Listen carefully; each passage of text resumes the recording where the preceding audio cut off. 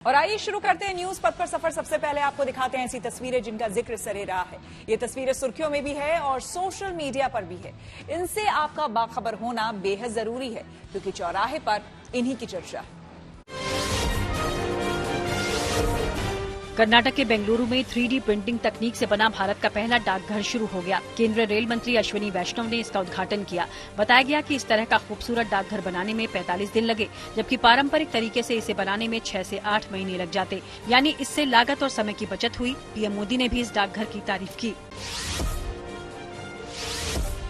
पंजाब के फाजिल्का में एक बच्चा खुले सीवरेज में गिर गया। हालांकि राहत की बात ये रही कि तुरंत परिजनों के पहुंचने पर उसे वहां से निकाल लिया गया। दरअसल जिस जगह ये बच्चा कुछ और बच्चों के साथ खेल रहा था तो पास में ही सीवरेज का ढक्कन खुला था, जिसमें वो अचानक गिर गया। इसके बाद दूसरे छोटे बच्चों ने इसकी जानकारी अपने परिजनों को दी और बच्चे को सकुशल बाहर खींच लिया। उधर सीवरेज के ढक्कन न होने पर अधिकारियों ने इनके चोरी होने का दावा किया। साथ ही कहा कि नए ढक्कन जल्द लगा दिए जाएंगे।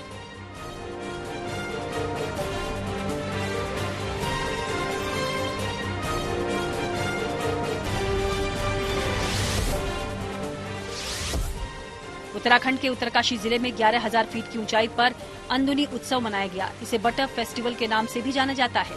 इस महोत्सव के दौरान लोग दूध, दही और मक्खन के साथ होली खेलते नजर आए। सावन के महीने में पहाड़ी इलाकों के ग्रामीण अपने मवेशियों के साथ बुग्यालों में आ जाते हैं, जहां वो इन मवेशियों को चराते हैं। फिर ऊंचाई पर ठंड शुरू होने पर ये अपने घर लौटने लगते हैं, तो मवेशियों से मिले दूध, मक्खन को देवताओं और प्रकृति को भेंट किया जाता है ताकि उनका शुक्रिया अदा किया जा सके। वर्ल्ड अंडर 20 रेसलिंग चैंपियनशिप में शानदार प्रदर्शन करने वाले पहलवान स्वदेश लौट आए। इस दौरान पहलवान मोहित कुमार और सागर जगलान का दिल्ली एयरपोर्ट पर जोरदार स्वागत हुआ। मोहित ने गोल्ड मेडल जीता था तो सागर ने सिल्वर मेडल अपने नाम किया था। ऐसे में जब उनकी स्वदेश वापसी हुई तो एयरपोर्ट पर उनके परिवार और दोस्तों ने ढोल नगाड़ों के साथ उनका स्वागत किया। साथ ही उन्हें फूलों और रुपयों के हार भी पहनाए।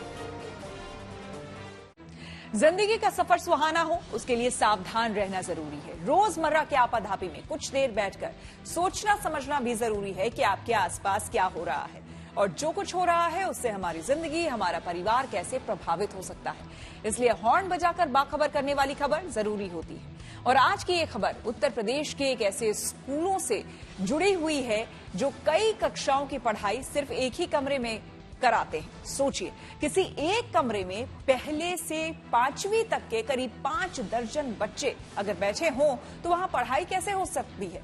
हैरत की बात यह भी है कि ऐसा ही एक स्कूल दिल्ली के करीब नोएडा के एक इलाके में मौजूद है और यहां बच्चों के लिए टॉयलेट तक नहीं है। यकीनन ये मामला सिस्टम की लापरवाही का है, इसलिए इसे लेकर हॉर्न बजाना जरूरी है।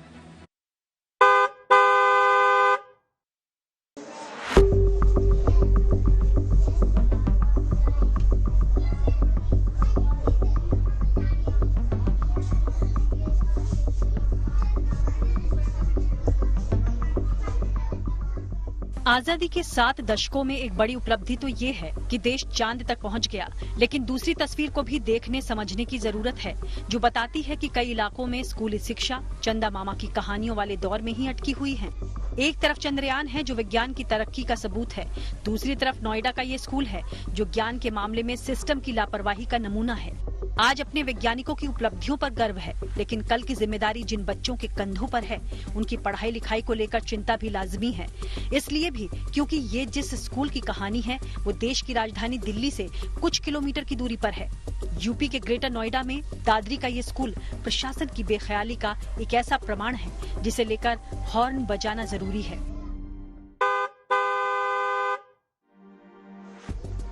सबसे पहले आपको बताते हैं कि सरकारी स्कूलों की बदहाली दिखाने के लिए हमने इस स्कूल को ही आखिर क्यों चुना। असल में ये स्कूल नहीं, एक चमत्कार है जहां एक ही कमरे में कक्षा 1 से 5 तक के 55 बच्चे पढ़ते हैं। लेकिन असली कमाल ये है कि स्कूल कई सालों से यूं ही चल रहा है, यानी हालात चाहे जैसे हों, शिक्षक, बच्चे और उनके माता पिता का इस स्कूल पर भरोसा बना हुआ है।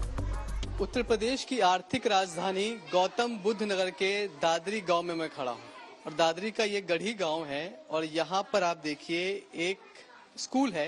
ये प्राथमिक स्कूल है, सरकारी स्कूल है, लेकिन यहाँ पर स्कूल के नाम पर सिर्फ एक ये ही क्लास है, सिर्फ ये एक कमरा है और इस कमरे में 5 क्लासेस चल रही हैं, फर्स्ट से लेकर क्लास 5th तक। मतलब कि इस पूरे कमरे में 5 क्लास के बच्चे बैठे हुए हैं। कुछ बच्चे फर्स्ट क्लास में हैं, कुछ सेकंड में, कुछ थर्ड में, कुछ फोर्थ में, कुछ फिफ्थ में। ये सबसे आगे वाली रो जो आप देख रहे हैं ये 5th क्लास के बच्चे हैं। इस तरफ जो बच्चे बैठे हुए हैं ये 4th क्लास के बच्चे हैं। उनके आगे वाले 1st और 2nd क्लास के बच्चे हैं, जबकि वो बाईं तरफ 3rd क्लास है। एक ही वक्त पर ये सारी क्लासेस चलती हैं। यहाँ पर आप 4-5 टीचर्स भी देख पा रहे हैं जो कि सारी फीमेल्स हैं, महिला हैं। 5th क्लास तक की ये क्लास है, 1st to 5th, लेकिन यहाँ पर आपको सिर्फ 3 ब्लैक बोर्ड दिखाई पड़ रहे हैं। 3 ब्लैक बोर्ड दिखने का मतलब है कि ये काले अक्षर भी बच्चों के हिस्से में बारी बारी से आते हैं। मतलब ऐसा नहीं हो सकता कि सभी बच्चे एक साथ ब्लैक बोर्ड पर पढ़ पाए। जब एक क्लास ब्लैक बोर्ड पर पढ़ रही होती है तो जाहिर तौर पर दूसरे कुछ क्लास के बच्चे कुछ और काम कर रहे होते हैं। ये कहानी दादरी के बस इसी स्कूल की नहीं, ऐसे सरकारी स्कूलों की तादाद बेहिसाब है जहां इमारत नहीं, इमारत है तो दूसरे जरूरी इंतजाम नहीं, कहीं पानी नहीं, कहीं टॉयलेट नहीं, फिर भी इनके जरिए शिक्षा की अलग जगाई जा रही है। अब इसी स्कूल को देख लीजिए, 55 बच्चे हैं लेकिन एक भी टॉयलेट नहीं। सबसे बड़ी बात यह है कि इस पूरे स्कूल के आसपास आपको कहीं भी इस प्रेमाइसेस में कोई टॉयलेट दिखाई नहीं पड़ेगा। सारी जो टीचर्स हैं वो महिलाएं हैं, उन्हें भी जब कभी वॉशरूम यूज करना होता है तो वो अगल बगल के आस पड़ोस मोहल्ले के घरों में जाती हैं। और जो बच्चे हैं अगर उन्हें टॉयलेट लगती है तो वो भाग कर अपने घर जाते हैं। कितने पीरियड्स होते हैं? मैं हिंदी, इंग्लिश, मैथ, संस्कृत, पर्यावरण और सब पढ़ते हो यहाँ पे? हाँ। पढ़ाई होती है अच्छे से? यहाँ अच्छा, यानी अगर टॉयलेट लगती है तो क्या करते हो फिर? अपने घर जाते हैं। घर जाते हो? कितने बजे आते हो घर से स्कूल? कब जाते हो? 8 साढ़े 8 के बीच। हाँ, वापस कब जाते हो? 2 बजे। अच्छा, अगर बीच में टॉयलेट लगे तो फिर क्या करते हो? घर जाते हैं। घर जाते हो? इस स्कूल के शिक्षकों की दाद देनी होगी। एक कमरे के स्कूल में जो कुछ करना मुमकिन है उन्होंने किया है। एक दरवाजे को नोटिस बोर्ड बनाया हुआ है, दीवारों पर मदर टेरेसा और महादेवी वर्मा की तस्वीरें लगी हैं, ज्ञानवर्धक सूक्तियां लिखी हुई हैं और बच्चों को समझाने के लिए सोलर सिस्टम भी बनाया गया है। लेकिन सरकारी सिस्टम का क्या किया जाए, इसका जवाब इनके पास नहीं है। बच्चे होनहार हैं, इसलिए एकाग्रता से एक ही क्लासरूम में पढ़ाई कर रहे हैं, किए जा रहे हैं।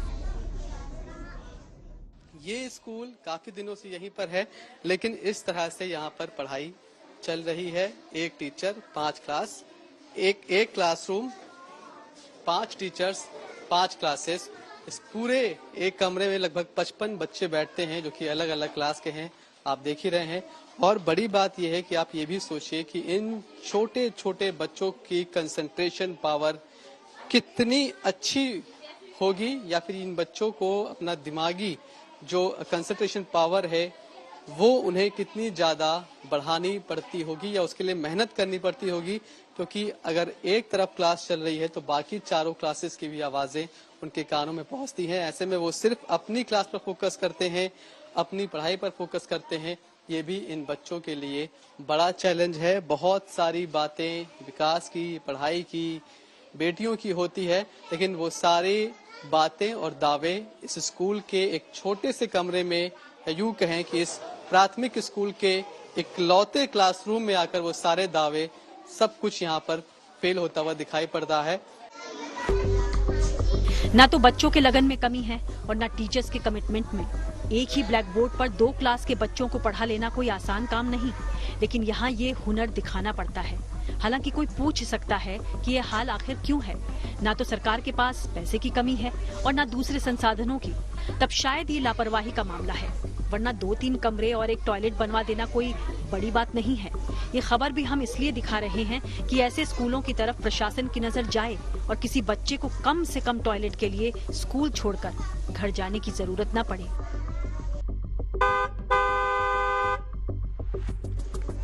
नोएडा से मनीष चौरसिया के साथ bureau report, good news today. Noida के इस स्कूल के हालात पर हमने बेसिक शिक्षा अधिकारी ऐश्वर्या लक्ष्मी से बात की, सुनिए क्या कह रही हैं वो। वहाँ पे जमीन की कमी थी, जिसके कारण वो स्कूल पहले भी एक सामुदायिक भवन में चल रहा था। चूंकि वो बिल्डिंग जर्जर हो गई थी और हमारे यहाँ पे अभी ACR का पैसा आया था, जिस क्रम में 2 साल पहले वो बिल्डिंग बनवाई गई है, इसलिए बच्चों को यहाँ पे शिफ्ट कराया गया था और कोशिश की जा रही है कि जल्दी वहाँ पे एक टॉयलेट वगैरह की व्यवस्था करा दी जाए ताकि टीचर्स को, बच्चों को कोई समस्या न हो। प्रधानमंत्री मोदी ब्रिक्स सम्मेलन में हिस्सा लेने के लिए 22 अगस्त को रवाना होंगे दक्षिण अफ्रीका। आइए सीधे चलते हैं न्यूज एक्सप्रेसवे पर, जहां देश भर की कुछ और जरूरी खबरें कर रही हैं आपका इंतजार। कांग्रेस नेता राहुल गांधी ने सब्जी विक्रेता रामेश्वर के साथ मुलाकात का एक वीडियो शेयर किया। इसमें रामेश्वर को राहुल गांधी खाना परोसते नजर आए। इस मुलाकात के दौरान रामेश्वर की पत्नी भी मौजूद रही। ये बातचीत पिछले दिनों हुई थी, जिसका वीडियो अब शेयर किया गया। इससे पहले दिल्ली के आजादपुर सब्जी मंडी पहुंचे रामेश्वर का एक वीडियो सोशल मीडिया पर काफी वायरल हुआ था, जिसमें वो पत्रकार के साथ बातचीत में भावुक हो गए थे। उस समय टमाटर के दाम काफी ज्यादा थे, ऐसे में वो सब्जियां महंगी होने पर काफी परेशान हो गए थे। इसी वीडियो के बाद राहुल ने उन्हें मुलाकात के लिए बुलाया था। आम आदमी पार्टी और कांग्रेस के बीच बयानबाजी और तेज हो गई। दिल्ली के मुख्यमंत्री अरविंद केजरीवाल ने कांग्रेस शासन के दौरान हुए घोटालों का जिक्र विधानसभा में किया। केजरीवाल ने कहा कि राजधानी पहले कॉमनवेल्थ गेम जैसे घोटालों के लिए जानी जाती थी, पर अब मुफ्त बिजली, पानी, अच्छे स्कूल और मोहल्ला क्लिनिक के लिए जानी जाती है।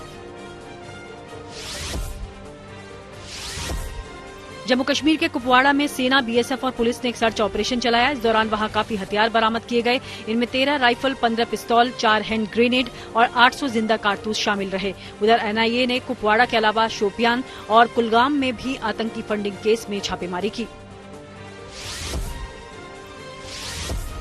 हिमाचल प्रदेश सरकार ने पिछले दिनों आई आपदा को स्टेट डिजास्टर घोषित कर दिया। इसको लेकर नोटिफिकेशन भी जारी किया गया। साथ ही राज्य के मुख्यमंत्री सुखविंदर सिंह सुक्खू ने यह भी कहा कि अब राष्ट्रीय आपदा घोषित करना केंद्र का काम है। पंजाब के फिरोजपुर में इंटरनेशनल बॉर्डर के पास BSF के जवान देवदूत साबित हुए। दरअसल उन्होंने वहां से 426 लोगों को रेस्क्यू कर लिया। ये सभी लोग बारिश के बाद आई बाढ़ की वजह से वहां फंस गए थे। इसके बाद एक बड़ा बचाव अभियान शुरू किया गया। इस दौरान इन सभी लोगों को BSF ने सुरक्षित निकाल लिया।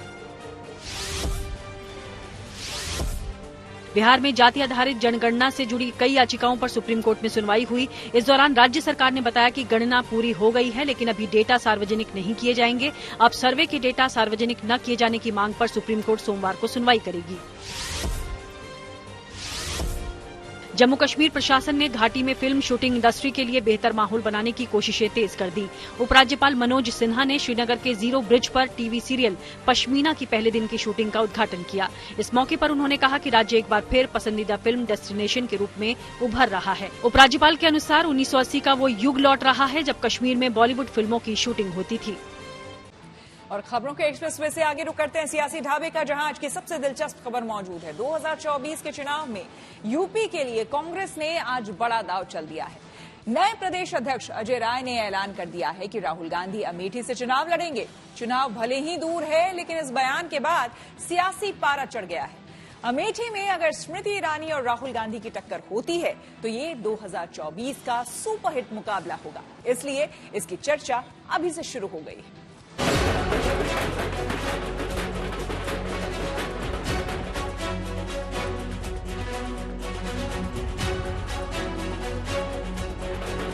ऐसा तामझाम, ये इंतजाम, फूल माला और ढोल नगाड़ों से प्रदेश अध्यक्ष का स्वागत।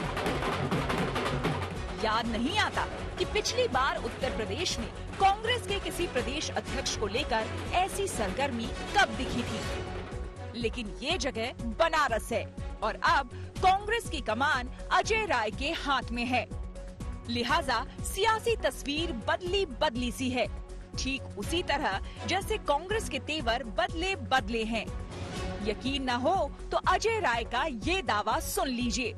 दिल्ली से बनारस पहुंचते ही डंके की चोट पर कहा कि राहुल गांधी अमेठी से चुनाव लड़ेंगे।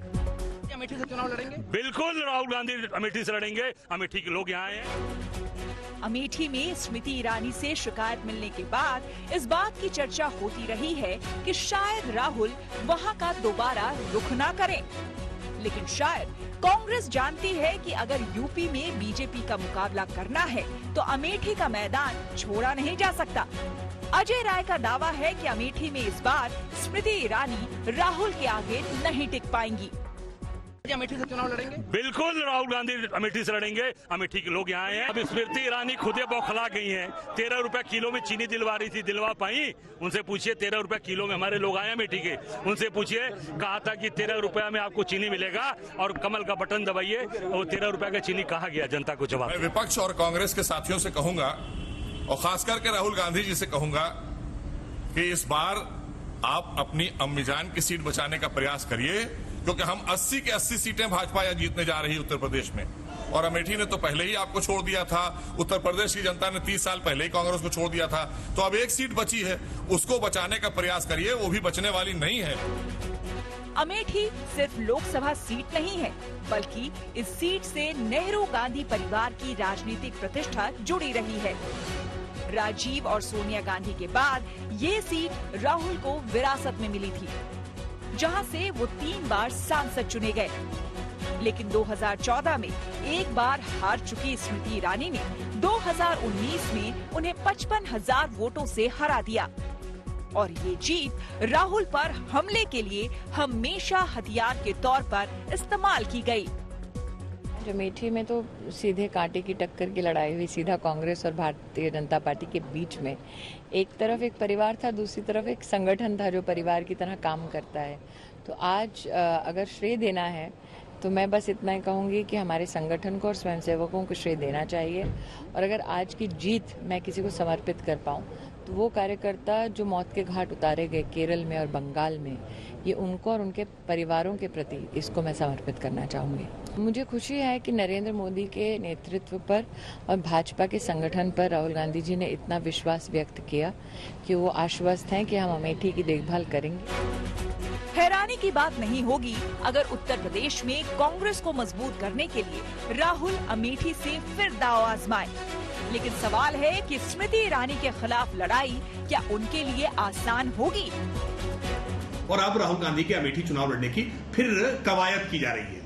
लेकिन ये सवाल तो कांग्रेसियों को अपने आप में खुद पूछना पड़ेगा। उन्हें याद भी नहीं होगा कि अमेठी राहुल गांधी जी पिछली बार कब आए थे। पराजित होने के बाद पूरी तरह से पलायन कर गए राहुल गांधी। अब अमेठी उनको स्वीकार करने के लिए तैयार नहीं है। अमेठी की पूरी जनता और उत्तर प्रदेश की पूरी कांग्रेस का एक एक कार्यकर्ता चाहता है कि श्री राहुल गांधी जी अमेठी से चुनाव लड़े, और पूरा अमेठी चाहता है कि स्मृति ईरानी जी के झूठ के, छल को, कपट को, प्रपंच को खुलासा किया जाए। तो कांग्रेस कार्यकर्ता चाहते हैं, अजय राय जी ने भी कांग्रेस कार्यकर्ताओं की इच्छा को बल दिया है। बाकी फैसला सीडब्ल्यूसी को, कांग्रेस अध्यक्ष को, स्वयं श्री राहुल गांधी जी को करना है कि वो कहां से चुनाव लड़ेंगे। अजय राय को उत्तर प्रदेश कांग्रेस की कमान सौंपकर कांग्रेस ने संदेश दे दिया है कि यूपी में पार्टी दमखम से चुनाव लड़ने का इरादा रखती है। लेकिन सवाल है कि बनारस में प्रधानमंत्री मोदी को टक्कर कौन देगा? 2014 और 2019 में अजय राय ने मुकाबला किया और नाकाम रहे। तो क्या इस बार प्रियंका गांधी टक्कर में आ सकती हैं? जहां से प्रियंका गांधी जी की इच्छा बनारस अगर होगी, हमारा एक एक कार्यकर्ता उनके लिए जान लड़ देगा। प्रियंका को चुनाव में उतारने और बड़ी जिम्मेदारी देने की मांग न सिर्फ कांग्रेस में है, बल्कि सहयोगी पार्टियां भी ऐसा ही चाहती हैं। हो सकता है कि यूपी का दारोमदार इस बार प्रियंका पर ही हो, लेकिन प्रियंका बनारस से डेब्यू करेंगी या पूर्वांचल की किसी और सीट से, ये अभी दावे के साथ नहीं कहा जा सकता। हाँ, एक बात साफ दिखती है कि लोकसभा चुनाव के लिए कांग्रेस ने यूपी में तैयारी शुरू कर दी है। Bureau report, good news today. News पथ पर आगे है धन बाजार, जहां शेयर बाजार से लेकर कारोबार तक की सभी अहम खबरें होती हैं और इसका सीधा रिश्ता आपकी आमदनी आपकी जेब से होता है। तो तेज रफ्तार खबरों के बीच ये जरूरी खबरें छूट ना जाए, इसलिए आपको सीधे लिए चलते हैं धन बाजार। शुक्रवार को शेयर बाजार में सेंसेक्स 202 अंक गिरकर 64,949 पर बंद हुआ। वहीं निफ्टी 55 अंक लुढ़ककर 19,310 पर बंद हुआ। शुक्रवार को सोने का भाव 50 रुपए गिरकर प्रति 10 ग्राम 59,250 रुपए हुआ। इससे पहले के कारोबार में सोने की कीमत प्रति 10 ग्राम 59,300 रुपए थी। वहीं चांदी में 700 रुपए का उछाल देखा गया, जिसके बाद 1 किलो चांदी का भाव 73,500 रुपए हुआ। Global rating agency Moody's investor service ने भारत की सॉवरेन क्रेडिट रेटिंग पर बड़ा ऐलान किया है। मूडीज ने आज भारत की रेटिंग Baa3 पर बरकरार रखी और देश का आउटलुक स्टेबल यानी स्थिर रखा है। मूडीज ने साफ तौर पर कहा है कि भारत की अर्थव्यवस्था अंतर्राष्ट्रीय मानकों के आधार पर काफी तेजी से विकास करेगी। लोन की लगातार EMI बढ़ने से आम लोगों पर कर्ज का बोझ बढ़ रहा है, जिसकी शिकायत RBI तक पहुंचने के बाद इस बोझ को कम करने के लिए केंद्रीय बैंक अब नई गाइडलाइंस के साथ सामने आया है। RBI ने बैंकों और NBFC के साथ दूसरे फाइनेंशियल इंस्टीट्यूशन से कहा है कि ब्याज दरों को नए सिरे से तय करते समय कर्जदारों को फिक्स्ड रेट चुनने का ऑप्शन जरूर दें। और अब रुक करते हैं प्रगति मार्ग का, जहां ऐसी खबरें हैं जो कि देश की तरक्की, प्रगति और लोगों की काबिलियत दिखाती है। जनवरी 2024 में रामलला के भव्य मंदिर में विराजमान होने के पहले उनके पुजारी और सेवादारों को बड़ा तोहफा मिलने जा रहा है। उनको वो सभी सुविधाएं मिलने वाली है जो कि सरकारी कर्मचारियों को मिलती है।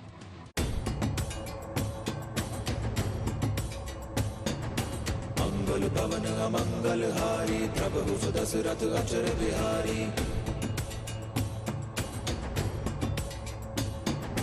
रघुकुल रीत सदा चले आई, प्राण जाए पर वचन न जाई। अयोध्या में भव्य राम मंदिर निर्माण के बीच पुजारियों के लिए अच्छी खबर आई है। रामलला की मूर्ति की प्राण प्रतिष्ठा से पहले पुजारियों और सेवादारों की सरकारी कर्मचारियों की ही तरह सुविधाओं की सौगात मिलेगी। इसका फायदा वर्षों से रामलला की सेवा कर रहे पुजारी और सेवादारों को तो मिलेगा ही, साथ ही उन नए पुजारियों और सेवादारों को भी मिलेगा जिनकी नियुक्ति जनवरी 2024 से होने वाली है। जनवरी 2024 से पुजारियों और सेवादारों को सरकारी कर्मचारियों की तरह छुट्टी, आवास भत्ता, चिकित्सा भत्ता, यात्रा भत्ता और खान पान भत्ता मिलेगा। श्री राम जन्मभूमि तीर्थ क्षेत्र ट्रस्ट की तरफ से मिली जानकारी पर मुख्य पुजारी आचार्य सत्येंद्र दास ने बेहद खुशी जताई। ट्रस्ट के माध्यम से ज्ञात हुआ है कि जो रामलला के पुजारी कर्मचारी हैं उनको वो सुविधा दी जाएगी जो सरकारी कर्मचारियों को सुविधा मिलती है। इसलिए उसमें विशेषकर जो स्वास्थ्य के संबंधी है, उनकी चिकित्सा, उसके बाद अवकाश, उसके बाद आना जाना और अन्य जो भी सुविधाएं हैं सब प्रदान किया जाएगा। हमारे यहाँ मैं मुख्य पुजारी, 4 हमारे सहायक पुजारी हैं, 4 कर्मचारी हैं, उन सभी को ये सुविधाएं प्रदान की जाएगी। ऐसा ट्रस्ट ने निश्चय किया है और ट्रस्ट के माध्यम जो निश्चय किया है उससे हम सभी में बड़ी प्रसन्नता, बड़ा हर्ष है कि ये जो सुविधा राज्य सरकार के कर्मचारियों को मिलती है वह सुविधा यहाँ जो पुजारी हैं और कर्मचारी हैं उनको भी ट्रस्ट के माध्यम से दिया जाएगा। सुप्रीम कोर्ट से अयोध्या विवाद का फैसला आने के पहले सारी व्यवस्था रिसीवर के हाथ में थी, जो रामलला के मंदिर की सारी व्यवस्था, भोग और खर्च से जुड़े फैसले लेते थे। अगस्त 2019 में तत्कालीन रिसीवर मनोज मिश्रा ने पुजारियों और सेवादारों के वेतन में बढ़ोतरी की थी, जिसमें मुख्य पुजारी सत्येंद्र दास के वेतन को 1000 रूपए बढ़ाकर 13000 रूपए, जबकि सहायक पुजारी के वेतन को 500 रूपए बढ़ाकर 7000 रूपए कर दिया गया था। इसके बाद भी वेतन में बढ़ोतरी होती रही, लेकिन सुप्रीम कोर्ट के फैसले के बाद सारी व्यवस्था श्री राम मंदिर ट्रस्ट के हाथ में आ गई और फिर वेतन बढ़ोतरी का सबसे बड़ा तोहफा अप्रैल 2023 में मिला, जिसके तहत सेवादार और कर्मचारियों का वेतन ट्रस्ट ने 8000 से बढ़ाकर 15000 रूपए कर दिया था, जबकि सहायक पुजारियों के वेतन को 9840 रूपए से बढ़ाकर 20000 रूपए किया गया था। वहीं मुख्य पुजारी का वेतन 15520 से बढ़ाकर 25000 रूपए किया गया था, जबकि कोठारी, भंडारी जैसे कर्मचारियों का वेतन सीधे 15000 रूपए कर दिया गया। श्री राम मंदिर निर्माण के बाद से यहाँ श्रद्धालुओं की संख्या अभी से बढ़ रही है। परिसर में 5 और मंदिर भी बन रहे हैं। जाहिर है ऐसे में मंदिरों के लिए और पुजारियों और सेवादारों की जरूरत होगी, जिनकी नियुक्ति 2023 तक होगी, जो जनवरी 2024 में अपनी जिम्मेदारी संभाल भी लेंगे, वो भी सरकारी कर्मचारियों की तरह की सुविधाओं के साथ। हमने मांग किया है कि एक भंडारी, एक कोठारी की, ये बहुत जरूरी है। पुजारी की तो व्यवस्था ही है, लेकिन जब भव्य मंदिर में रामलला विराजमान होंगे तो और पुजारियों की और कर्मचारियों की आवश्यकता पड़ेगी, जिसकी व्यवस्था ट्रस्ट करेगा। लेकिन ये सुविधाएं जो है वो संभव है कि उसके पहले से प्रारंभ हो जाए। रामनगरी में मंदिर निर्माण का काम तेजी से जारी है। मंदिर निर्माण की ये सबसे ताजा तस्वीरें हैं, जिनमें ग्राउंड फ्लोर के बाद फर्स्ट फ्लोर को भी कुछ इस तरह से आकार लेते देखा जा सकता है। ड्रोन कैमरे से ली गई तस्वीरों में पहले तल पर खड़े हुए खंभों की ऊंचाई करीब 10 फीट है, जबकि ग्राउंड फ्लोर की दरो दीवार पर देवी देवताओं की खूबसूरत नक्काशी का काम तेजी से चल रहा है। अयोध्या में टेंट से निकलकर रामलला अस्थायी मंदिर में विराजमान हुए और उसके बाद अब जनवरी 2024 का इंतजार है, जब रामलला भव्य मंदिर में विराजमान हो जाएंगे। इसके बाद जाहिर है यहाँ आने वाले श्रद्धालुओं की संख्या कहीं ज्यादा होगी और इसको देखते हुए हर तरह की व्यवस्था को लेकर यहाँ खास ध्यान दिया जा रहा है। गुड न्यूज टुडे न्यूज पथ पर अब सोशल अड्डा पर थोड़ा सा रुकते हैं और आज के मुद्दे पर लोगों की राय जानते हैं। सोशल अड्डा में आज का मुद्दा राजस्थान के कोटा में आए दिन हो रहे स्टूडेंट्स के सुसाइड की घटनाओं का है, जिसको देखते हुए प्रशासन सख्त कदम उठा रहा है। अब तक सामने आया है कि ज्यादातर बच्चे पंखे से फांसी का फंदा लगाकर आत्महत्या करते हैं। ऐसे में जिला प्रशासन की पहल पर एक स्प्रिंग डिवाइस का इस्तेमाल किए जाने का आदेश आया है, जिसे सभी हॉस्टल, पीजी और जहां भी बच्चे कोचिंग के लिए बाहर से आकर रह रहे हैं वहां सभी जगह पंखों में लगेगी। इस पूरी कवायद से कोशिश है कि सुसाइड की घटनाओं को रोका जा सके। जिला कलेक्टर ने एक आदेश जारी कर सभी को निर्देश दिया है कि वो जल्द पंखों के लिए स्प्रिंग डिवाइस लगवा लें, नहीं तो सख्त कार्रवाई की जाएगी। ये डिवाइस ना लगवाने पर हॉस्टल को सीज भी किया जा सकता है। जिला कलेक्टर ओपी बुनकर के इस आदेश में कहा गया है कि कोटा के कोचिंग संस्थानों पर प्रभावी नियंत्रण और उनके विद्यार्थियों को मानसिक तौर पर सुरक्षा देने की जरूरत है। विद्यार्थियों में बढ़ती आत्महत्या की प्रवृत्ति को रोकने के लिए सभी हॉस्टलों और पीजी के हर कमरे में पंखों को लटकाने के लिए स्प्रिंग डिवाइस का उपयोग किया जाए। छात्रों की आत्महत्या का जाहिर है कि ये गंभीर मामला है, जिसको लेकर आज गहलोत कैबिनेट की एक बैठक भी हुई। इस बैठक की भी कोशिश यही रही है कि पिछले कुछ समय से छात्रों की हो रही खुदकुशी पर अंकुश लगाया जा सके। मासूम बचपन को कामयाब जिंदगी देने की ख्वाहिश में माँ बाप भी जुटे हुए हैं, लेकिन कुछ केस में जाने अनजाने वो अपने बच्चों के बचपन को कामयाब जिंदगी के बजाय नाकामयाबी और मायूसी की तरफ धकेलने का काम कर रहे हैं। पेरेंट्स हमारे साथ हैं, जिनसे हम बातचीत करेंगे। बच्चों के ये साथ रहते हैं, क्योंकि कई बच्चे अकेले रहते हैं, कईयों के साथ पेरेंट्स रहते हैं। ऐसे में जिस तरह से कोटा में लगातार सुसाइड के मामले सामने आ रहे हैं, तो हम बातचीत करेंगे कि क्या पूरा रहता है, क्या डर पेरेंट्स को सताता है कि कई पेरेंट्स बच्चों के साथ भी रहते हैं। मैम, आप भी साथ रहती हैं, क्या डर सताता था कि अकेली नहीं छोड़ो बच्चे को? नहीं, ऐसा तो नहीं है, लेकिन सुने थे इतना केसेस, इसीलिए हम लोग शुरू से ही साथ में आ गए हैं और अप्रैल से अभी तक तो यहीं पे हैं। अभी आगे भी 2 साल का प्रोग्राम है कि यहीं रहेंगे बच्चे के साथ रहने का प्रोग्राम कैसे? यहाँ तो बच्चे अकेले भी रहते हैं। हाँ, रह सकते थे हॉस्टल में, लेकिन देखे कि यहाँ का थोड़ा सा खाना पीना भी सुना कि अच्छा नहीं है थोड़े हॉस्टल्स के, प्लस बच्चे प्रेशर में रहते हैं, इस वजह से मेंटल सपोर्ट के लिए साथ में रहते हैं। बच्चे के साथ में मम्मी भी रहती है और मेन जो मकसद है मम्मी को रखने का वही कि ताकि बच्चे डिप्रेशन में न जाए, यदि एक मेंटल सपोर्ट मिले बच्चों को। मान लिया पढ़ाई में कुछ दिक्कत हो रही है, इनफैक्ट ना इंस्टीट्यूट की तरफ से प्रेशर है, ना पेरेंट्स की तरफ से प्रेशर है। हॉस्टल एसोसिएशन के साथ मिलकर स्थानीय प्रशासन इस कवायद में पिछले काफी समय से जुटा है। सभी की कोशिश है कि कोटा में पढ़ने वाले छात्रों की जिंदगी को बचाया जाए। कोटा कोचिंग के लिए बहुत प्रसिद्ध शहर है हमारा। किसी एक बच्चे की भी हम जान बचा लेते हैं इस चीज़ को लेकर, तो वो हमारे लिए बहुत बड़ी एक उपलब्धि होगी। इसी मिशन को लेकर हम लोग आगे बढ़े थे 2017 से 2023 तक, और इस मिशन को हमने वापस, अभी जो पिछली बार जो हमारी कलेक्टर साहब से मीटिंग हुई थी, हमने इसी बात को वापस जोर दिया था कि आप एक अलग से एक आदेश निकाल दें इस चीज़ को लेकर, जिसकी पालना हम लोग एक बार सख्ती से आपके साथ मिलकर करा सकें। उसकी पालना हमने पहले भी करवाई थी, लगभग 90% हॉस्टल में हम लोग लगा चुके थे उसको पहले भी। कुछ जो हॉस्टल्स अभी नए बने हैं, हो सकता है कि उन तक वो सूचना ना पहुंची हो, तो उसी को मद्देनजर रखते हुए हमने दोबारा एक आदेश करवाया है और अभी हम लोग सब जगह जाके मीटिंग्स कर रहे हैं और लोगों को इस बारे में अवेयर कर रहे हैं कि आप लोग इस चीज़ को लगाएं। भी होता है एक्चुअली में सिलेबस तो लेंदी है, तो थोड़ा बहुत तो स्ट्रेस ऑब्वियस है। तो स्ट्रेस को कम करने के लिए यूजली मैं क्या करता हूँ, कभी कभी सॉन्ग सुन लेता हूँ कभी, या फिर कुछ ऐसे ही देख लिया कार्टून, क्योंकि सॉन्ग्स थोड़े अवॉइड करते हैं क्योंकि दिमाग में बार बार वो घुसते रहते, चलते रहते हैं। तो कार्टून्स देख लेते हैं और देख लेते तो स्ट्रेस कम हो जाता है, फिर वो दिमाग में बार बार मेमोराइज या दिमाग में फिर डिस्टर्बेंस नहीं क्रिएट करते हैं, जिससे कंसंट्रेशन मेरा कंटिन्यू बना रहता है स्टडी पे। मैं तो बोलता हूँ कि लाइफ इम्पॉर्टेंट है एक एग्जाम से, it is just exam. Life बहुत बड़ी है, मल्टीपल एग्जाम्स होते हैं, ऐसा तो नहीं है कि नीट एग्जाम है, मल्टीपल क्षेत्र हैं जिसमें आप जाके ट्राई कर सकते हैं। मैं बोलूँगा कि स्ट्रेस बहुत ज़्यादा लेने की जरूरत नहीं है, जितना है आप अपना 100% ट्राई करिए, फिर आगे तो भगवान की इच्छा होती है। मेंटलिटी सुधारने के लिए योगा ट्राई कर सकते हैं सुबह सुबह, अगर आप स्ट्रेसफुल फील करते हैं तो दिन भर में, जिससे कि आपकी पूरे दिन मेंटलिटी सही रहेगी। या फिर आप अगर धार्मिक उससे बिलोंग करते हैं तो फिर आप मंदिर जाएं, जिससे आपका मन थोड़ा बहुत शांत रहे। नहीं तो आप अदर एक्टिविटी भी कर सकते हैं, जैसे किसी का मूवी देख के, सॉन्ग सुन के, उन सब चीज़ों से मन होता है। बस हाँ, इसी के बीच में किसी गलत चीज़ों का एडिक्शन ना लगा लें, बस गलत चीज़ें ना यूज़ में लेने लग जाएं माइंड शांत करने के लिए। उससे क्या और भी ज़्यादा खराबी होती है, मेंटल स्टेट सही नहीं होती है।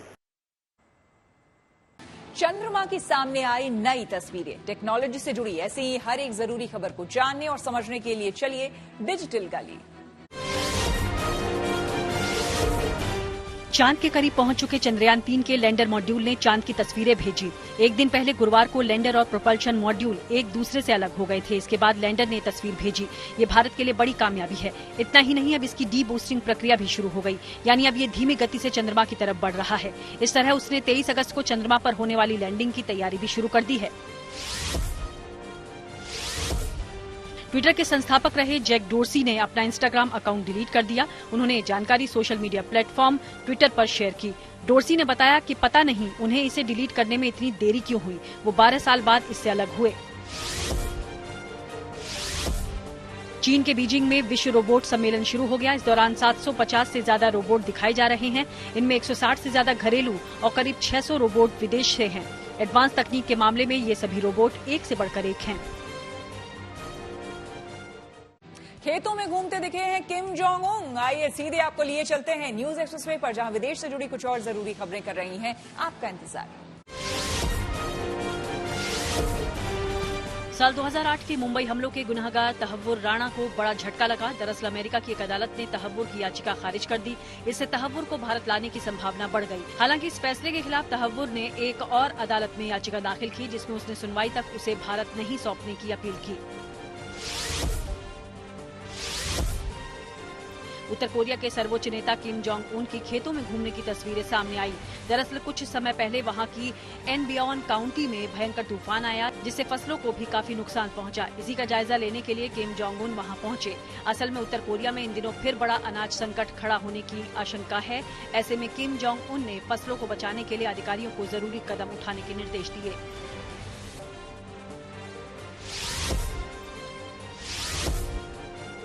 अमेरिका के पूर्व राष्ट्रपति डोनाल्ड ट्रंप के खिलाफ साजिश करने वाली एक महिला को 22 साल की जेल की सजा सुनाई गई।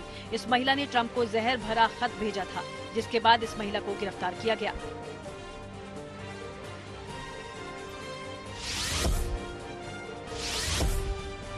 कोलंबिया की राजधानी बोगोटा में भूकंप के तेज झटके महसूस किए गए। रिक्टर स्केल पर इसकी तीव्रता 6.3 रही। इतना ही नहीं, कुछ देर बाद वहां 5.7 और 4.8 तीव्रता के और भूकंप भी आए। इस भूकंप की वजह से कोलंबिया की संसद की छत का कुछ हिस्सा टूटकर गिर गया। हालांकि राहत की बात ये रही कि उस वक्त संसद में कोई भी मौजूद नहीं था।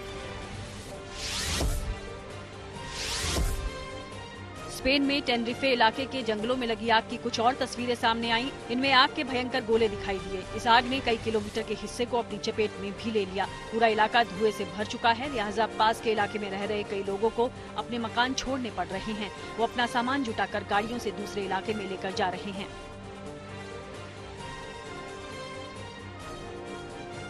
कोहली के लिए तैयार हुआ डायमंड वाला बल्ला। खेल जगत से जुड़ी कुछ और खबरों को जानने के लिए सीधे चलते हैं खेल चक्कर।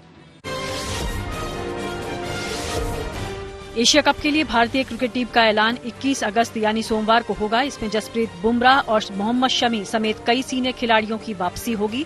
वहीं केएल राहुल की वापसी पर भी नजरें हैं। एशिया कप की शुरुआत 30 अगस्त से होगी और इसमें भारत और पाकिस्तान का मैच 2 सितंबर को खेला जाएगा। विराट कोहली को सूरत के एक डायमंड कारोबारी स्पेशल गिफ्ट देना चाहते हैं। क्रिकेट प्रेमी उत्पल मिस्त्री ने कोहली के लिए असली डायमंड का एक बल्ला तैयार करवाया है। इसकी कीमत करीब 10 लाख रुपए है। इसे बनाने में 1 महीने का समय लगा है। एथलीट दुती चंद नाडा यानी नेशनल एंटी डोपिंग एजेंसी के बैन को चुनौती देंगी। वो डोप टेस्ट में पॉजिटिव पाई गई थी, जिसके बाद उन पर 4 साल का बैन लगा दिया गया। शूटिंग वर्ल्ड चैंपियनशिप में भारत को गोल्ड मेडल मिला। ईशा सिंह और शिव नरवाल की मिक्स डबल्स जोड़ी ने 10 metre air pistol team event में कामयाबी हासिल की। उन्होंने तुर्की की जोड़ी को 16-10 से मात दी। अंडर 20 वर्ल्ड रेसलिंग चैंपियनशिप में भारत की प्रिया मलिक ने गोल्ड जीत लिया। उन्होंने 76 किलोग्राम भार वर्ग में कामयाबी हासिल की। इसी के साथ वो दूसरी ऐसी भारतीय महिला पहलवान बन गई जिन्होंने चैंपियनशिप अपने नाम की हो। तो इसी के साथ न्यूज पथ में मेरे यानी श्वेता झा के साथ फिलहाल इतना ही। देश दुनिया की तमाम पॉजिटिव खबरों के लिए आप देखते रहिए गुड न्यूज टुडे।